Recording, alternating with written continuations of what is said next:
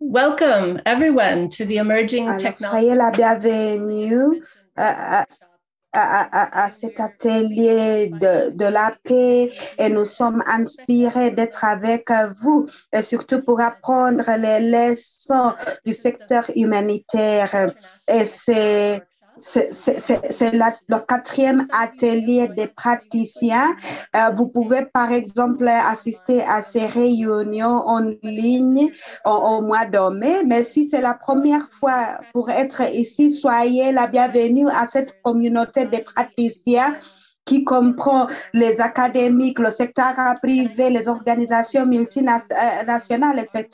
J'aimerais savoir si cela est disponible en anglais, français et espagnol. Et si vous êtes confortable avec français et espagnol, vous allez en bas et il y a toujours une globe qui se trouve en bas de votre écran.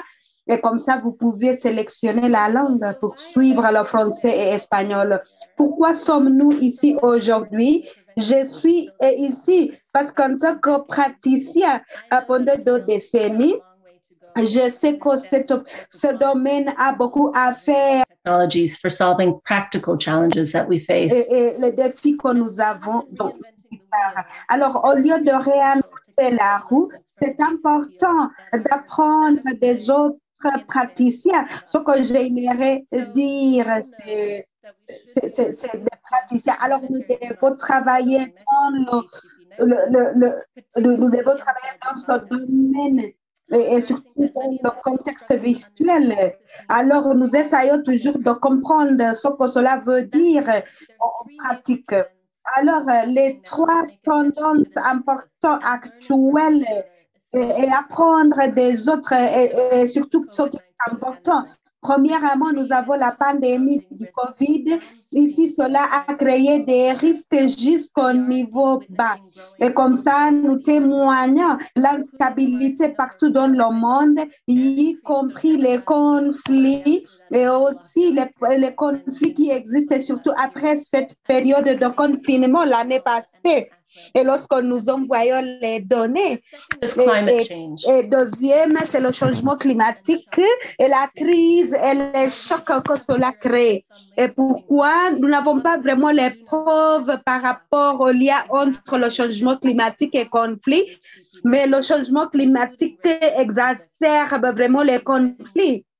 Et comme nous voyons, et lorsqu'on a maintenant la pénurie des choses comme ça, il y a la migration des personnes. Troisièmement, c'est l'inégalité qui continue à augmenter parmi les pays. Et actuellement, avec l'accès au vaccin et accès aussi au financement et surtout pour les pays moyens, et comme ça, des choses comme les nets de sécurité, et comme ça, il y a des personnes qui sont laissées derrière. Ce sont des choses que nous devons tenir en compte. Et il y a toujours la révolution et la vélocité des données qui continue toujours à augmenter. Et cela maintenant est un défi, et surtout pour noter les leçons et comment cela pourrait être utilisé. Alors, ce que nous faisons ici, c'est pour trouver les solutions pratiques aux défis. Et j'aimerais juste dire ici ce que les acteurs font, c'est-à-dire travailler avec les groupes vulnérables. Nos objectifs ne pourraient pas être les mêmes. Les praticiens devraient trouver un moyen de consolider la confiance au niveau de la société. Les humanitaires aussi devraient se focaliser pour surmonter ce problème. Alors, qu'est-ce que nous devons faire? Quel est notre centre? Il faut trouver les solutions propices et c'est que nous devons vraiment faire l'anticipation au lieu de réagir. Et c'est pourquoi nous aimerions maintenant partager les leçons partout dans le monde et aussi les technologies néfastes que nous pouvons identifier et trouver. Et il y a les chatbox, il y a l'intelligence, ainsi d'autres choses que vous allez entendre aujourd'hui et demain. Alors, je m'arrête ici et j'aimerais reconnaître une personne importante qui a été derrière cela. Alors, il a organisé la réunion, remercier notre chargé de communication et j'aimerais dire merci les ministères des Affaires étrangères des Pays-Bas pour ce travail, non seulement pour la réunion, mais pour le travail. J'aimerais aussi reconnaître le centre humanitaire. Alors, comme ça, j'aimerais inviter ces 3 personnes pour les mots de bienvenue. Parce que la directeur de l'aide humanitaire au niveau des ministères. Alors, c'est à vous la parole, Mariette. Merci PG et merci tout le monde pour être ici. Alors, c'est vraiment un sujet très chaud et surtout lorsque vous parlez des données, pourquoi c'est sensible et les leçons apprises aussi des sphères différentes. C'est comme ça, nous pouvons apprendre beaucoup. Il y a beaucoup vraiment à apprendre du côté humanitaire et il y a la question de prévention et la résilience. Alors, nous devons vraiment apprendre les uns des autres par rapport à la consolidation de la paix et aussi l'humanitaire et surtout lorsqu'on travaille avec les communautés vulnérables et surtout dans le contexte fragile et instable.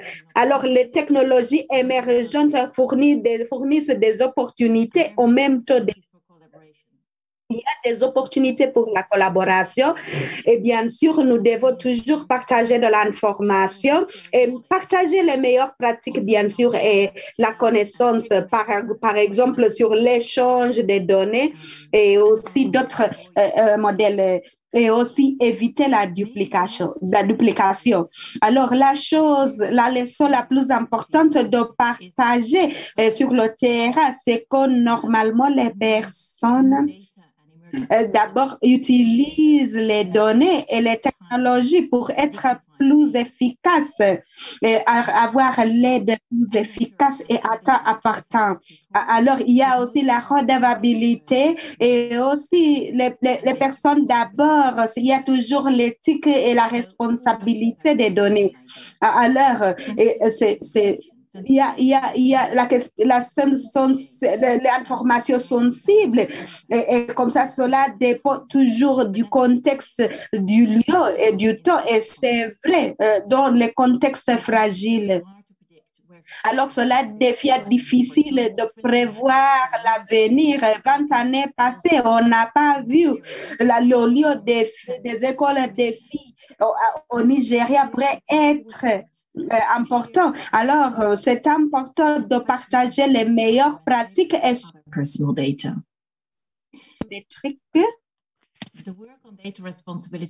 Et il y a aussi la responsabilité qui continue toujours à évoluer. Et comme ça, nous allons parler de la question de l'évolution des données. Alors, une leçon importante que nous pouvons partager, c'est pour faire attention et être réservé dans la collecte, l'utilisation et le stockage des données. La collecte, l'utilisation lorsque c'est nécessaire. Et dernièrement, investir dans le renforcement de la capacité à chaque niveau de la mise en œuvre. Je suis vraiment ravie de Sarah Telford du Centre des données humanitaires qui va maintenant intervenir parce que nos exemples de bonnes pratiques et sur les données et les technologies émergentes viennent de notre partenariat avec le Centre OCHA. Alors, j'attends vraiment impatiemment votre intervention. Merci beaucoup. Alors, merci Mariette pour ces commentaires par rapport à la redevabilité les personnes d'abord et ce sont des questions que nous allons tous suivre pendant ces jours. Alors maintenant, je donne la parole à Sarah Telford, le leader du Centre des données humanitaires. Merci beaucoup. Merci beaucoup vraiment pour vos commentaires et surtout ce que le Pays-Bas a fait. Et c'est vraiment un exemple pour nous tous et surtout les gouvernements et d'autres. Brief because I'm also on the panel and I'll be speaking more, but alors, j'aimerais juste dire que je suis ravie vraiment d'être ici et merci pour votre invitation. Je crois que nous sommes ici pendant 4 années et nous avons lancé en 2014 et nous avons participé à notre travail avant. Alors, nous sommes ici nous avons fait ce travail pendant un temps long. Mais il y a toujours les domaines très importants, et surtout par rapport à la question de responsabilité des données, et qui nous a montré comment élaborer et aussi se mettre d'accord. Et comme ça, les personnes qui travaillent sur cela se focalisent sur l'adoption et la mise en œuvre, ainsi que les défis. Et nous allons intégrer cela dans notre travail. Et la question la plus importante, c'est le Nexus. Et là où vous avez le travail humanitaire et d'autres groupes ensemble, et comment cela veut dire, cela signifie pour les données. Alors, il y a beaucoup à discuter. Et je suis vraiment très excitée que j'ai eu l'opportunité avec la Banque mondiale et surtout le travail qu'ils ont fait. Nous avons eu des choses inspirantes et ce que nous avons fait pendant les années. Et maintenant, nous nous focalisons sur notre et le travail, comment maintenant réduire l'impact sur les vies des personnes et comment agir pour arrêter l'expansion des maladies. Et comme ça, nous avons des données. Alors, nous sommes vraiment très heureux de partager les expériences avec vous. Demain, on aura des ateliers, on aura le renforcement de la capacité. Et vraiment, j'attends impatiemment cette discussion. Merci beaucoup pour nous avoir invités. Merci, c'est à vous la parole, Paige. Merci beaucoup les deux pour votre participation, votre appui à cet événement. Et maintenant, je donne la parole à nos panélistes. Je suis ravie de souhaiter la bienvenue. Sarah avec nous. Et il y aura Angela Odwar-Lungati qui est directrice exécutive de USAID. Il y a Robert qui est directeur exécutif de l'ONU Global Pause.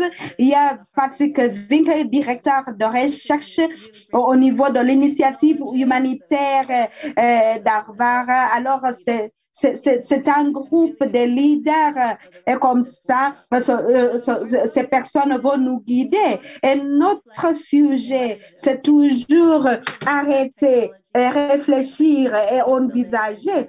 Et surtout les leçons des technologies émergentes à l'intersection de la consolidation de la paix et l'action humanitaire. Je commence par s'arrêter ou pause. J'aimerais vous donner 2 minutes pour parler pourquoi maintenant c'est le moment opportun d'arrêter. Est-ce que c'est une urgence vraiment de notre situation? Et qu'est-ce qui est important? Quelle est la situation importante dans le monde où les acteurs devraient apprendre des leçons du secteur humanitaire? J'aimerais commencer par Angela de USAID. Je vous donne la parole. Vous avez 2 minutes. Merci Paige. Je commence par remercier le Centre pour la coopération et surtout pour m'avoir invité. Pourquoi est-ce que nous devons s'arrêter? D'abord, les technologies digitales sont transformatives dans le domaine de réconciliation. Alors, a research report in early 2021 whose findings 2021, alors, et surtout le travail que nous faisons, il a montré comment la technologie fournit l'accès important à l'information et surtout les sources qui n'étaient pas là. Alors, cela nous offre une opportunité pour la communication stratégique, etc. Alors, l'un des bénéfices, d'après moi, c'est l'innovation par rapport à l'engagement. Nous avons vu cela pendant la pandémie, la période de la pandémie, qui a créé des espaces, des opportunités, Skype, etc. Alors comme ça, on était capable de se rencontrer malgré là où nous sommes. Et there's more to be done to empower mais local il y a beaucoup à faire pour habiliter les communautés locales dans le processus de réconciliation. Nous sommes dans un monde où la majorité des personnes ont l'accès à la technologie et l'Internet. Alors, les personnes ne devraient pas être vues comme des personnes qui ne font pas partie du processus. Et normalement, la population locale sont considérées comme l'utilisateur des données au lieu de les considérer comme faisant partie. Alors, l'avancement technologique pose des risques, exacerbe aussi les inégalités qui existent et les structures de discrimination. Alors, nous devons s'arrêter. Et il ne faut pas toujours laisser des personnes derrière, mais il faut chercher les moyens à atténuer des risques qui pourraient. Alors, j'attends vraiment joindre les délibérations de ce panel. Merci beaucoup. Alors, merci beaucoup, Angela, pour avoir parlé de la question de ne pas laisser des personnes derrière et aussi la population comme source de collecte des données. Alors, je donne la parole à Robert Kirkpatrick, qui est directeur exécutif pour 2 minutes. C'est à vous la parole, Patrick. Alors, c'est vraiment un moment intéressant et je suis ravie de faire partie de cette conférence parce qu'il y a beaucoup à faire, il y a beaucoup à apprendre et surtout de la communauté humanitaire et surtout dans les efforts. Alors, le secret, l'appui pour l'agenda commun parle de conflits et surtout, alors ce sont des rebelles, ce ne sont pas des rebelles traditionnels, c'est juste les groupes et les tendances à exacerber avec 89 conflits étatiques. Et c'est ça vraiment la situation. Les gouvernements du monde ainsi que l'ONU ont tenu en compte cela. Et on a soutenu les États membres. Alors, pour aborder cette question, nous avons besoin de la participation jusqu'au niveau bas. Alors, les acteurs humanitaires sont excellents pour parler du déficit humanitaire, la réconciliation et la prévention. Et l'autre chose, alors là, on parle de la cohésion sociale. Alors, nous devons faire cela. Et comme ça. Alors, l'agenda, il faut toujours avoir la confiance entre le gouvernement et la réponse du développement qui devrait être alignée aux priorités humanitaires et les nouvelles technologies existent. Le média social devient de plus en plus reconnu. L'OMS font beaucoup par le média social et aussi il y a la cohésion sociale. Nous avons beaucoup fait du travail, comme vous le savez. C'est le mineur radial. Il y a des programmes, etc. Et c'est un moyen de montrer comment vous pouvez utiliser le média social. Alors, les acteurs de consolidation de paix se focalisent sur les opportunités digitales et un moyen pour trouver une solution au conflit. La question, pourquoi maintenant? C'est parce que là, il y a l'impact de la technologie sur les dynamiques et comment anticiper la cohésion sociale. Alors, quelles sont les opportunités pour nous? Qu'est-ce que nous pouvons faire? Qu'est-ce qui est possible en utilisant les technologies et les données qui existent, qui vont nous permettre d'accéder à la cohésion sociale et renforcer la participation de tous. Alors, merci beaucoup. Alors, merci beaucoup, Patrick. Je remercie vraiment parce que vous parlez du rapport du secrétaire général et la question du contrat social. C'est ça vraiment la chose la plus importante. Et ce sont les idées pratiques que vous présentez et que nous pouvons, comme ça, vous dites les questions du modèle de l'OMS, etc. Et c'est une idée que nous devons toujours noter. Alors, il y a Patrick Vink qui est directeur chargé de la recherche et c'est à vous la parole, vous avez 2 minutes. Merci pour cette opportunité et surtout pour les 2 minutes.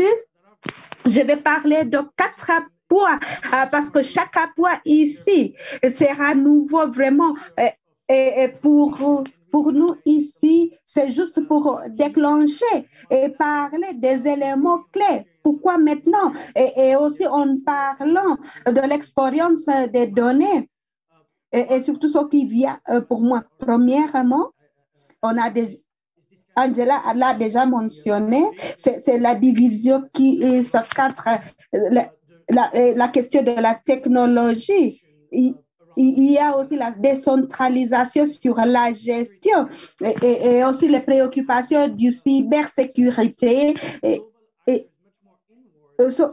Alors, les acteurs mondiaux devraient aussi s'engager et surtout pour les agences locales. Alors, cela a été géré par le progrès par rapport à la protection des données, la cybersécurité. Et cela, il y a toujours la question de la vraie protection. Et ça, c'est technique, mais cela ne protège pas, ne met pas la protection au centre. Et cela, c'est une préoccupation dans les pays. Troisièmement, c'est aussi la croissance de l'utilisation de la technologie parmi des entités humanitaires. Et on a déjà mentionné cela, le contrat social. C'est très important, mais cela pose des préoccupations par rapport à ce que nous laissons derrière, la capacité des données. Et tout cela a été posé. Il y avait l'Afghanistan, c'est-à-dire qui a l'accès à quoi, en utilisant quelle technologie, et comment l'impact de cela. Et cela, c'est le 4e point, c'est votre niveau stratégique. La technologie devient toujours est au centre du lieu stratégique, de la réflexion stratégique. Les pays utilisent la technologie pour les gains stratégiques. Alors, les guerres vraiment de l'avenir seront là. Alors, nous devons comprendre qu'est-ce que c'est ces outils et le rôle de la technologie. Et aussi, il y a l'autre de malinformation, mais nous devons aller plus loin. Et pour comprendre comment la technologie change la dynamique du travail et la dynamique de la paix. Et ça, c'est vraiment important. Est-ce que j'ai respecté les 2 minutes? Oui, bien sûr. Alors, vous avez parlé des 4 points. Nous pouvons maintenant bien comprendre les 4. Il y a la question de localisation, l'agence, et c'est un autre lieu où le secteur humanitaire et les données se rencontrent. Alors, je crois que c'est important aussi de comprendre pendant ces jours des risques que vous présentez. Avec cela, je donne la parole, les 2 minutes à Sarah Telford. Sarah, c'est à vous la parole. Oui, merci. Pourquoi s'arrêter? C'est juste pour faire l'évaluation. Dans notre équipe, nous avons un processus et chaque trimestre, nous arrêtons et nous réfléchissons si nous faisons la chose comme il faut, etc. Alors, c'est bon vraiment de réfléchir. Une chose, c'est que quelquefois, nous faisons notre travail dans nos contextes et aussi avoir cette conversation est très importante. Alors, même si j'aimerais partager le travail, j'aimerais apprendre comment vous faites les choses, comment vous faites des choses sur le terrain. Et le lien qui existe entre nous et le terrain, parce que nous ne sommes pas capables de voyager pendant des mois et nous sommes fatigués d'être là. Et je crois que si nous sommes capables de s'engager avec le terrain, et ce sera toujours mieux. Alors, une chose qui est importante, c'est le rôle d'OCHA, parce que nous sommes capables de faire la coordination et le travail que nous faisons avec l'agrégation des données et aussi l'établissement des normes et l'orientation, ce n'est pas nécessairement là, dans l'autre côté du développement et de la paix. Et on pourrait être fragmenté et avec la stratégie de l'ONU et comment maintenant réfléchir au-delà du domaine humanitaire. Qu'est-ce que cela va être pour nous? Ce sont des questions, la réaction même. Est-ce que c'est l'action humanitaire? Est-ce qu'il y a quelque chose que nous pouvons signaler et pour d'autres d'agir? Alors, cela montre l'étendue du travail que nous faisons et comment nous pouvons intervenir. Ce sont des questions qui se posent. Et c'est parce que là, nous avons la crise climatique et OCHA élabore un nouveau rapport. J'ai lu la version brouillon. Et c'est vraiment important et surtout, pourquoi aujourd'hui? Parce que OCHA va lancer un rapport de 2022 et ce n'est déjà pas partagé. Et il y avait des personnes qui avaient besoin de l'aide. Il y a ceux qui ont été ciblés et 37 milliards de dollars et nous avons reçu 17 milliards de dollars. C'est ça vraiment la réalité, la lacune qui existe et surtout pour attendre les besoins. Et pour les années à venir, nous devons réfléchir comment travailler ensemble, comment apprendre des autres par rapport à ce qui se passe. Je m'arrête là et on continue avec la discussion. Merci. Merci Sarah et merci tous les panélistes pour cette opportunité de parler et surtout de cela. Alors maintenant, la réflexion, réfléchir. Alors maintenant, du niveau général à la question des applications. Alors j'aimerais suivre Robert et Sarah. Quelles sont les leçons apprises, ce qui a bien marché et ce qui n'a pas bien marché? Et les leçons la réconciliation et les praticiens pourraient apprendre parce que c'est vraiment tiré de votre exemple et surtout par rapport au centre humanitaire. Alors que les réussites et les échecs que vous avez eus. Alors, Robert, je vous pose et puis Sarah après. Oui, les réussites. Oui, je crois qu'un domaine que j'ai déjà dit, c'est le domaine de la gestion. Et comme ça, nous avons travaillé avec l'OMS pour cette information.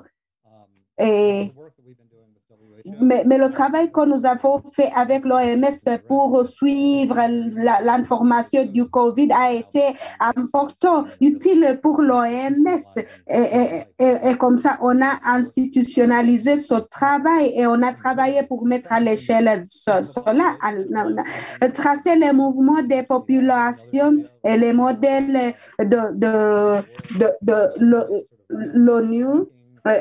Et ça, c'est pour faire le suivi des réfugiés, par exemple, et aussi une sorte, comment vous pouvez travailler sur la migration en masse. Alors, il y a COVID-19 qui a sensibilisé tous les acteurs sur ces modèles, les méthodes statistiques, les modèles de financement.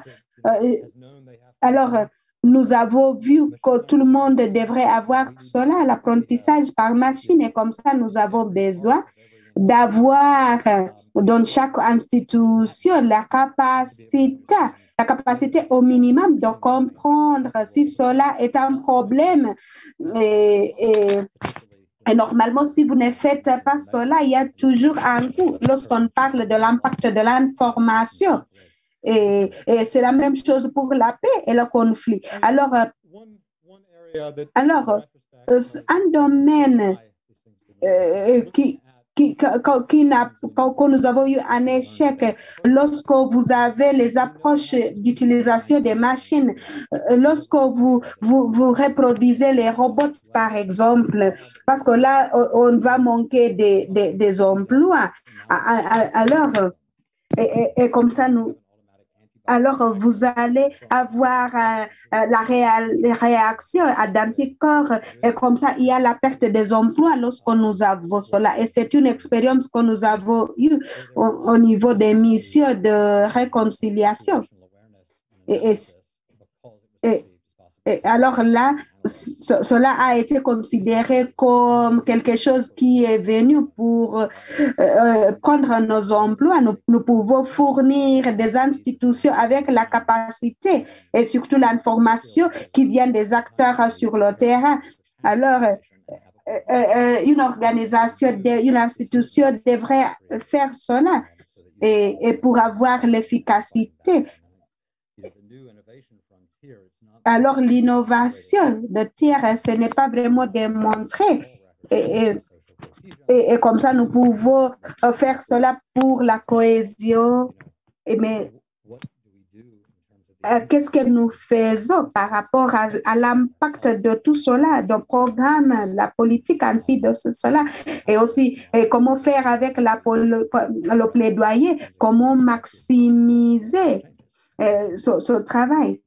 Yeah, great points, Robert. Oui, c'est bon, Robert, être capable de réfléchir sur les conséquences d'adoption des nouvelles technologies, et c'est ça important. Sarah, qu'est-ce que vous en pensez, les leçons que vous avez apprises selon votre expérience?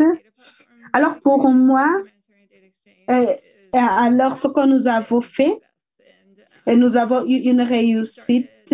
Et nous avons commencé en 2014, nous avons eu des données et nous avons eu des partenaires qui ont pu partager des données sur la plateforme. Et actuellement, nous avons 18 000 partenaires. Et l'année passée, avec la crise du COVID, on a eu 1,3 million de personnes qui utilisaient la plateforme et cela nous a aidés au niveau de la bureaucratie de l'ONU et comme ça, nous avons essayé d'avoir du crédit et récemment, il y avait un intérêt. Et comme ça, nous étions en cas d'étude, en cas d'exemple, et surtout des personnes qui créent des plateformes. Alors, comment créer des plateformes où nous pouvons mettre les données et comme ça, les données qui pourraient être accessibles. Alors, nous devons aussi profiter de ces plateformes.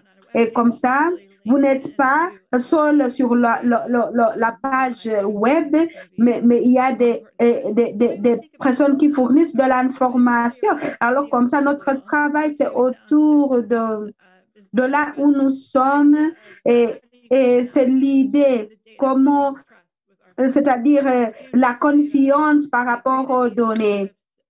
Nous avons créé les données, les partenariats, et comme ça, il y a la confiance. Et c'est pourquoi nous avons eu une réussite.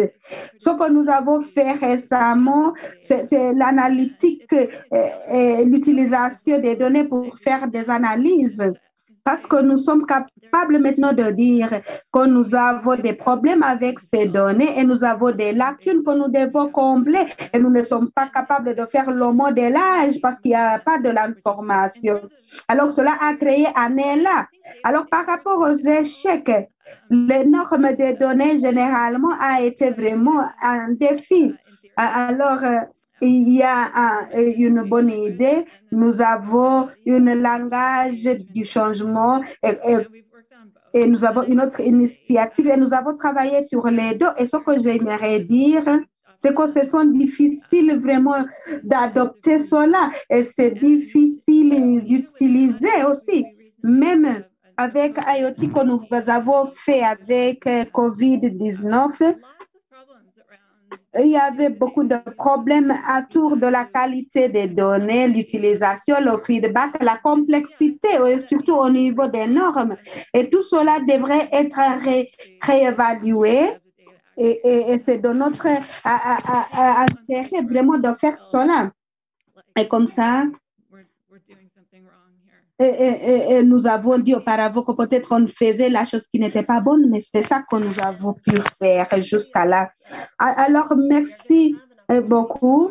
Nous aurons l'opportunité demain pour apprendre de façon approfondie et pour savoir l'échange des données et avoir la réponse et savoir si c'est un modèle qui pourrait être utilisé dans le domaine de la paix et si cela sera utile pour nous. Alors, je vous invite demain pour cette réunion. Alors, nous avons parlé des applications, nous avons réfléchi maintenant sur cela. Alors, les personnes, se focaliser sur les personnes parce que nous avons insisté sur ce qui est centré sur des personnes, c'est-à-dire les solutions pour des personnes, les solutions pratiques. Alors, dans le contexte, alors maintenant, je vais parler à Angela et Patrick et j'aimerais leur demander de réfléchir comment le contexte fragile change les opportunités et les défis et des risques, et surtout pour des technologies émergentes. Est-ce que nous apprenons de ces contextes et surtout pour promouvoir ce groupe et comment nous pouvons utiliser cela pour adapter, pour améliorer? Quels sont les défis que vous avez eus? Angela, c'est à vous la parole d'abord pour réfléchir sur les approches centrées sur les personnes. Merci. Alors, la première partie de votre question, bien sûr, il y a une opportunité d'apprendre plus parce qu'il y a beaucoup à apprendre. Le partage de la connaissance et de l'information est important. Alors, même dans les cas où nous n'avons pas de risques. Deuxième partie, être capable d'apprendre est vraiment important et surtout pour identifier les tendances et surtout pour les interventions de l'avenir. J'aimerais aussi dire ici qu'il y a le risque de prendre ce qui n'a pas marché dans une région et mettre en œuvre cela dans une autre région en espérant que cela va marcher. Alors, il y a toujours les spécificités, les contextes différents et comme ça, nous devons toujours adapter les solutions aux contextes différents. C'est la valeur que nous avons avec les modèles.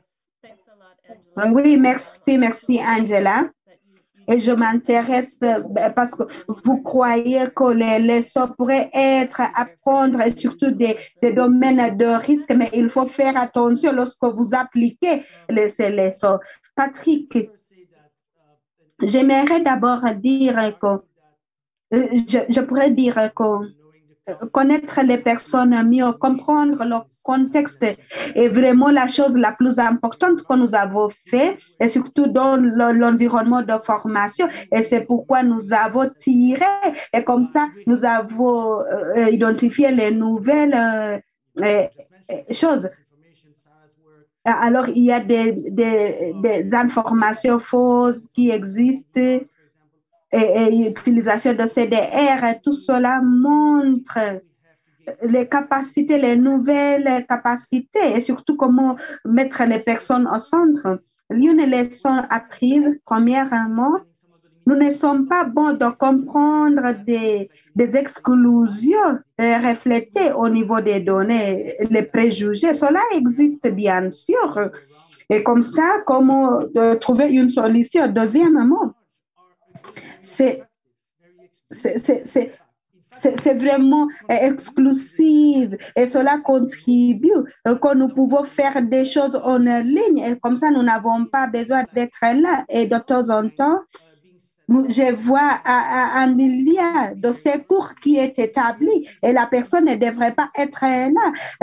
En réalité, il y a la qualité et lorsque vous avez l'interaction face à face, ce n'est pas mieux, c'est que vous avez des interventions différentes et comme ça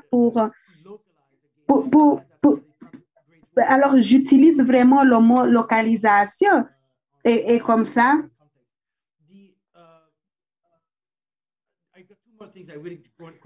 Alors, il y a deux autres choses.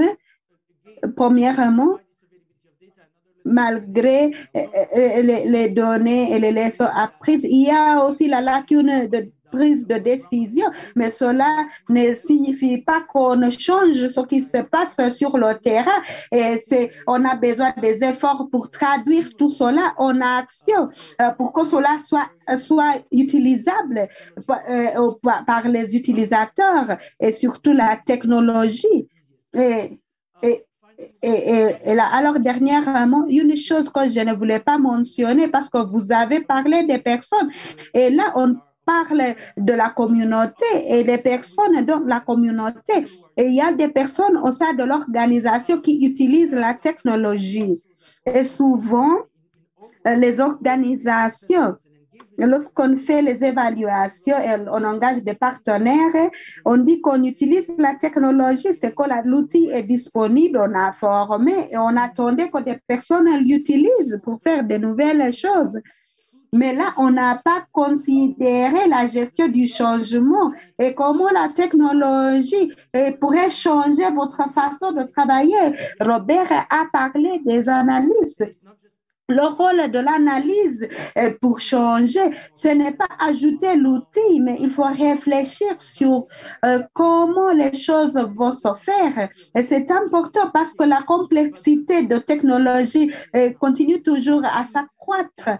Alors comme ça, vous êtes en train de traiter les tendances divergentes. Merci beaucoup. Alors, merci Patrick.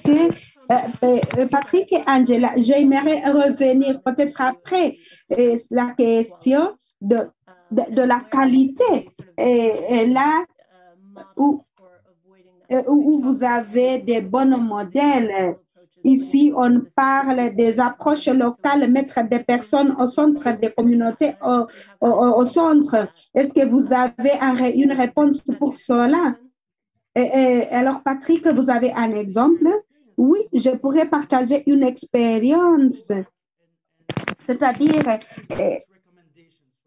les recommandations et surtout les données de la communauté. On a eu une partie extractive et il y a le côté d'analyse, c'est-à-dire travailler de façon mutuelle pour dire voici ce que nous avons eu. Est-ce que cela reflète la réalité et qu'est-ce que nous devons faire? Alors, on a besoin vraiment de cette conversation, ce dialogue. C'est possible dans un délai très court. Et surtout dans le domaine de consolidation de la paix, il y a toujours l'espace pour faire cela. Nous devons toujours ouvrir ce dialogue autour des résultats. Nous avons un cycle et dès la conception, il y a des questionnaires jusqu'au moment de recommandations. Alors, vraiment, c'est vraiment très clair. Il y a de l'espace lié entre les données humanitaires. Angela, vous avez une idée, et puis Sarah, après. Alors pour moi, c'est lié à ce que Patrick vient de dire. L'idée, c'est que oui, un élément, c'est prendre la voix des marginalisés et surtout dans la prise de décision. L'autre chose, il faut s'assurer qu'il y a du feedback envoyé à la communauté et comme ça, ils voient la valeur de leur travail, c'est-à-dire le partage et comme ça, ils seront capables de parler des questions qui ont un impact sur leur vie et comme ça, pour leur permettre de voir si les résultats reflètent leur réalité. Alors, il y a toujours le mécanisme des plantes qui est disponible à tout. Alors, si nous pouvons utiliser la technologie comme ça pour être opportunité aux personnes de présenter leur point de vue, c'est bon. Sarah, c'est à vous la parole. Alors, cette idée d'être extractive est une chose que nous avons fait dès le début dans notre plateforme et nous avons un modèle intéressant. Nous avons des personnes ici à la Haye et il y a des personnes partout dans le monde. Et nous travaillons et nous avons des personnes à Nairobi, Jakarta, ainsi de suite. Et comme ça, pour avoir des réseaux de confiance, et 2014, nous avons essayé de comprendre ce que va dire la communauté et comment faire la collaboration. Et les personnes à Nairobi, 2 jours par semaine,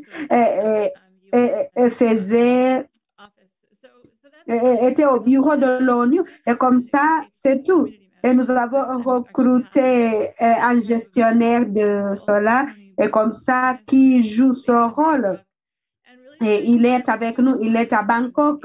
Et ce que nous voulons faire, cela nous aide à avoir l'engagement. C'est non seulement collecter les données et dire au revoir, mais c'est toujours améliorer les données que nous avons et promouvoir votre donnée.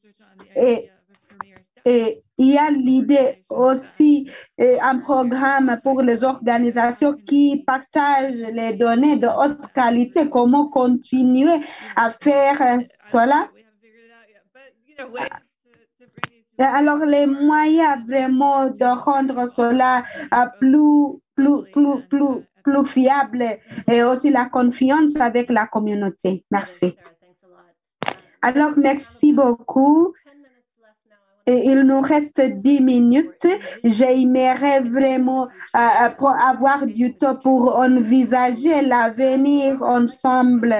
Alors, Robert, j'aimerais revenir à vous. Vous avez parlé de l'IA et comment c'est difficile selon votre pratique. Et on reconnaît toujours qu'il y a un lien entre les acteurs divers et nous insistons sur la collaboration avec toutes les parties prenantes pour atténuer les risques de toutes sortes. Et le jour le mot maintenant, 2 questions. Je commence par Robert et puis après des autres intervenants. Alors, pratiquement, qu'est-ce que nous devons faire pour accroître les opportunités d'apprendre des leçons pour tous les secteurs? Deuxièmement, quels sont les exemples que vous avez de votre organisation par rapport à la collaboration avec d'autres acteurs, y compris le secteur privé? Quels sont les exemples positifs que vous pouvez citer? Oui, c'est vrai. La consolidation de la paix est un domaine qui est important si vous comparez aussi avec le travail humanitaire. C'est vraiment un nouveau domaine. Et si vous comparez avec l'autre, nous reconnaissons que les méthodes, les technologies, nous devons toujours réévaluer les débats et surtout pour avoir la paix positive. Ce n'est non seulement l'absence de la violence, il faut toujours faire l'évaluation des sentiments. Et il y a aussi la protestation, alors les nouveaux moyens d'évaluer la cohésion sociale. Nous avons beaucoup fait dans les crises de la santé publique pendant des années. et surtout, on utilise les réseaux différents. Alors, les tendances d'échange, alors la communication, les relations, etc. Tout cela pourrait avoir un impact sur la paix, la consolidation. Et comme ça, cela montre l'interaction entre les deux communautés et comme ça, qui pourraient travailler ensemble. Ce n'est pas la paix contre l'humanitaire, c'est vraiment l'information, c'est-à-dire utiliser les blocs important la collaboration pour comprendre ce qui se base sur le terrain. Dans ces environnements très complexes, il y a cette opportunité d'utiliser la technologie et aussi pour apprendre les leçons du côté humanitaire, c'est pour exploiter l'application de ces données et des technologies. Et tout cela a aidé le secteur humanitaire. Et comme ça, nous pouvons profiter de tout cela. Alors, cela a une potentialité d'avoir un impact positif. Et bien sûr, with many different partners over the years, I think that je crois qu'il y a toujours le problème du COVID et comme ça, et surtout par rapport à cette question de cohésion, et comme ça, nous voyons des institutions, des entreprises qui ne voulaient pas nous donner l'autorité d'utiliser les données. Et surtout qui exacerbe, et comme ça, qui ne voulait pas faire partie de cette solution. Mais il y a beaucoup d'intérêt sur cela et nous avons besoin des institutions qui peuvent réfléchir sur la stratégie. Et ce n'est pas la paix humanitaire contre le développement et surtout pour utiliser les données digitales. Alors, comment accéder à cette information, comment gérer les risques posés par ces données, ainsi de suite. Alors, oui, c'est ça. I'll say in general, I think there's Alors, je pourrais dire généralement qu'il y a toujours cette opportunité d'apprendre et surtout, la technologie est toujours là et comme ça, nous espérons vraiment d'utiliser vraiment cette opportunité et surtout avec les ODD et surtout qui demandent le travail sur la paix et le conflit.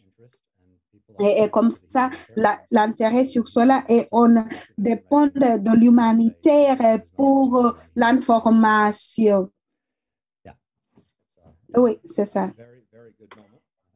Alors, c'est vraiment un bon moment parce que nous voyons des applications que nous pouvons utiliser. Et vous pouvez utiliser les opportunités de l'humanitaire dans le secteur de la paix. Alors, je demande...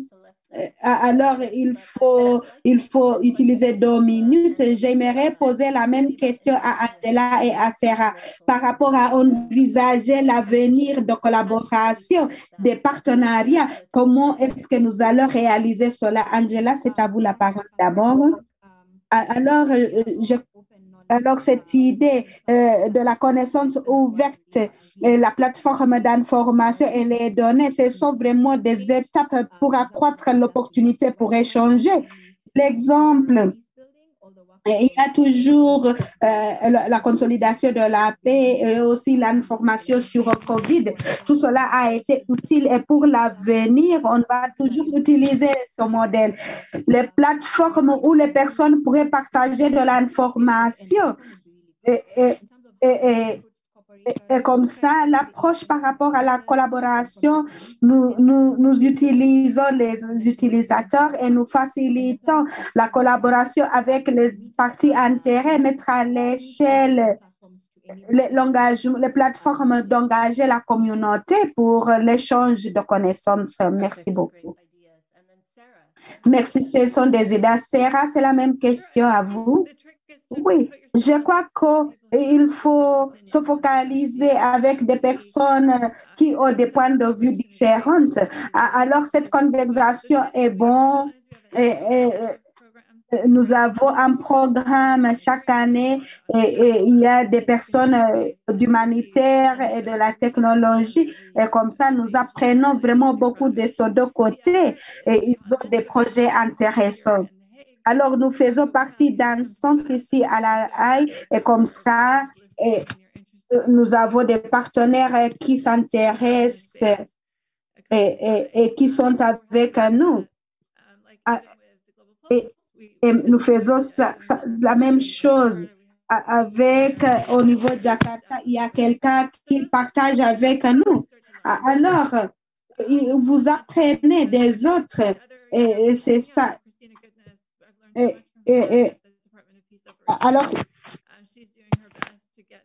Alors, elle fait leur tout pour collecter les données et partager par HDX. Et il y a beaucoup de choses que nous pouvons faire par rapport à la consolidation de la paix et apprendre. Alors, merci. Vous avez mentionné Christina de PNOD. Elle sera avec nous demain. Les ateliers que j'ai déjà mentionnés pour envisager notre potentialité, le centre de données est similaire avec ce que vous gérez. Alors, comme dernière question, Patrick et Angela, j'aimerais poser une question par rapport au niveau que nous devons faire lorsque nous envisageons la technologie, étant donné les risques liés à la technologie. Est-ce que nous devons toujours accroître le niveau de notre ambition et surtout dans des contextes fragiles avec la vulnérabilité, les groupes vulnérables, comment faire cela de façon sûre? Patrick, c'est vous d'abord et puis Angela. Alors, vous n'avez pas de choix de mettre à l'échelle l'ambition. Et pour la raison que j'ai déjà mentionnée, il faut toujours être stratégique. Alors, vous n'avez pas de choix vraiment. La question, c'est comment faire cela. Alors, on a eu la question d'abord. Alors, pour changer un peu, j'ai peur des efforts limités qui est mis sur le suivi et évaluation et non la technologie. Et comprendre les exclusions, les aspects d'exclusion de la technologie et surtout l'application de cela. La réalité, c'est qu'on utilise des choses, mais on ne fait pas le suivi par rapport au progrès. Nous avons des groupes informels, il y a de l'expérience, mais cela n'est pas disponible. Je suis sûre, personne n'a déjà parlé de cela, la transparence. Alors, si nous devons apprendre, nous devons inclure. Alors, comme par exemple, nous connaissons que l'information n'est pas... alors, nous faisons cela parce que lorsque vous pensez de ce que vous pouvez faire, nous devons toujours aller au-delà de cette mentalité et comme ça avancer et aller au-delà de nos frontières. Et c'est là où se trouve l'ambition, d'après moi. Et pour ajouter, il y a l'exclusion, qui est inclus et qui est exclu, et comment représenter les minorités, les femmes. Alors, toutes ces questions ne sont pas rapportées de façon systématique. Alors, il faut toujours rapporter des efforts d'apprentissage. Sarah a déjà parlé de l'action avec la participation de toutes les parties prenantes qui devient de plus en plus important. Alors, cela devrait être utilisé. Il y a l'attention avec l'alerte précoce, mais nous devons toujours comprendre la conséquence. Et aussi, l'ambition, c'est faire toujours le suivi, évaluation, la documentation, la gestion de connaissances, la gestion du changement est très importante. Alors, c'est lié au renforcement de la capacité par rapport aux éthiques et au niveau des normes ainsi que de la technologie, et tout cela devait être tenu en compte. Alors, Angela, les derniers mots. j'ajoute que cette ambition devrait être gérée par les besoins des parties prenantes et comprendre le contexte. Il y a l'apprentissage par machine et les stratégies que nous allons appliquer dans une région qui n'a pas de connexion d'Internet ou des personnes qui ne connaissent pas les données. Alors, j'apprécie vraiment la reconnaissance des technologies émergentes et la valeur apportée, mais cela devrait être lié au contexte et des personnes impliquées dans le processus. Deuxièmement, lorsque vous parlez de la sécurité et éthique, j'apprécie que cela, c'est notre responsabilité et surtout les personnes qui collectent et gèrent les données. Et comme ça, nous devons faire plus pour éduquer les bénéficiaires de ces données et surtout les personnes qui connaissent l'impact. Alors, pour faire partie de se protéger et surtout pour que nous soyons toujours responsables. Alors, il y a quelqu'un d'autre qui devrait nous rendre responsables. Merci beaucoup.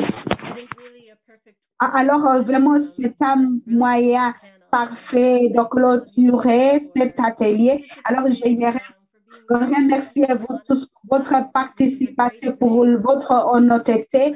C'est un moyen vraiment intéressant pour les délibérations à venir. Alors, je dis merci mille fois pour être ici ce matin, cet après-midi. C'est là où vous êtes. Alors, vous êtes prêts maintenant à continuer avec votre travaux. Mais il y a des aspects de notre ordre du jour. Premièrement, il y a quelque chose que nous parlons ce sont des vidéos sur les applications intéressantes. Tout cela sont disponibles. Si vous cliquez sur l'ordre du jour, vous serez capable de regarder la vidéo. Vous pouvez même faire des commentaires sur le chat. Et cela montre aussi le temps de la personne, le temps que la personne a créé. Et vous pouvez même poser des questions et vous pouvez communiquer. Et vous pouvez regarder les vidéos et envoyer les messages et les questions. Et ça, j'aimerais aussi parler de ce qu'on appelle l'or social. Et ce sont des tables virtuelles que nous avons créées pour faire le réseautage et surtout ce que vous avez toujours dans les réunions physiques. Et comme ça, vous vous présentez sur la table et vous pouvez rencontrer et vous serez là pendant cette fenêtre de 60 minutes. Et comme ça, vous allez vraiment aimer. Et dernièrement, je vais parler de ces deux ateliers que nous aurons demain, où nous allons parler en détail et co-créer ensemble si on a besoin d'un centre de données pour la promotion des données. Et on sera avec les collègues de cette. Et puis, il y a aussi Christina de PNOD qui va nous parler du centre des données de nous. Alors, soyons ici demain. Et oui, tout cela est enregistré et tout cela sera disponible après cet événement. Si vous avez manqué quelque chose, vous pouvez revenir à la plateforme et regarder l'enregistrement. Merci nos panélistes. Merci le ministère des Affaires étrangères du Pays-Bas. Merci et on sera ensemble pendant ces jours. Merci.